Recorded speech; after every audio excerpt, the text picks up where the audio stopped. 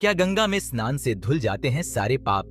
जानिए क्या कहते हैं शास्त्र। हिंदू धर्म में गंगा नदी को एक देवी की तरह ही पूजनीय और पवित्र माना जाता है। इसी के साथ गंगा मैया को पतित, पाविनी, शिवशीष धारिणी और देव नदी जैसे कई नामों से जाना जाता है।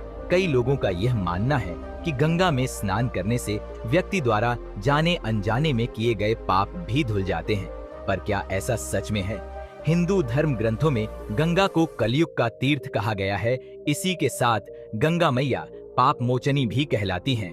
धार्मिक मत है कि गंगा में डुबकी लगाने मात्र व्यक्ति के सारे पाप धुल जाते हैं। ऐसे में आज हम आपको बताने जा रहे हैं कि गंगा नदी में स्नान के समय किन बातों का ध्यान रखना चाहिए ताकि आप स्नान का पूर्ण फल प्राप्त कर सकें। आइए जानते हैं किन पापों से मिलती है मुक्ति।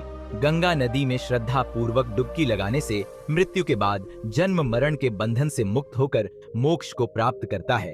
इसी के साथ व्यक्ति की आध्यात्मिक शक्ति का भी विकास होता है। शास्त्रों में वर्णन मिलता है कि गंगा स्नान से आप केवल उन्हीं पापों से मुक्ति पा सकते हैं जो आपसे भूलवश हुए हैं। ऐसे में अगर कोई व्यक्ति जानबूझकर कोई पाप कर रहा है तो उसे कई पुण्य करने के बाद भी उस पाप से मुक्ति नहीं मिलती। जन्म मरण के बंधन से मुक्त होकर मोक्ष को प्राप्त करता है। इसी के साथ व्यक्ति की आध्यात्मिक शक्ति का भी विकास होता है। शास्त्रों में वर्णन मिलता है कि गंगा स्नान से आप केवल उन्हीं पापों से मुक्ति पा सकते हैं जो आपसे भूलवश हुए हैं। ऐसे में अगर कोई व्यक्ति जानबूझकर कोई पाप कर रहा है तो उसे कई पुण्य करने के बाद भी उस पाप से मुक्ति नहीं मिलती। सबसे पहले गंगा मैया का दर्शन करें और उन्हें हाथ जोड़कर प्रणाम करें। इसी के बाद नदी में प्रवेश करना चाहिए। गंगा में पहले पैर न डालें। नदी में प्रवेश करने से पहले थोड़ा सा गंगा जल हाथ में लेकर इसे अपने माथे से लगाएं। इसके बाद स्नान करना शुरू करें। स्नान के दौरान आपको कम से कम 3, 5 या 7 डुबकी लगानी चाहिए। माना जाता है कि पूर्णिमा, गंगा दशहरा और अमावस्या आदि तिथियों पर गंगा में स्नान करने का व्यक्ति को अधिक लाभ मिलता है।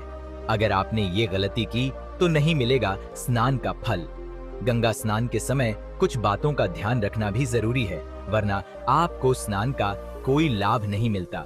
गंगा स्नान के दौरान साबुन, शैम्पू जैसी चीजों का इस्तेमाल न करें। गंगा में किसी भी तरह की गंदगी डालने से भी बचें। स्नान के बाद शरीर को कपड़े से पोंछने की बजाय ऐसे ही सूखने दें। वहीं महिलाओं को मासिक धर्म के दौरान गंगा स्नान नहीं करना चाहिए। इन सभी बातों का ध्यान न रखने पर गंगा माता आपसे नाराज हो सकती हैं और आप गंगा स्नान के पूर्ण फल से वंचित रह जाते हैं। आपको यह जानकारी कैसी लगी? मुझे कमेंट करके जरूर बताएं। वीडियो को यहाँ तक देखने के लिए आपका बहुत बहुत आभार।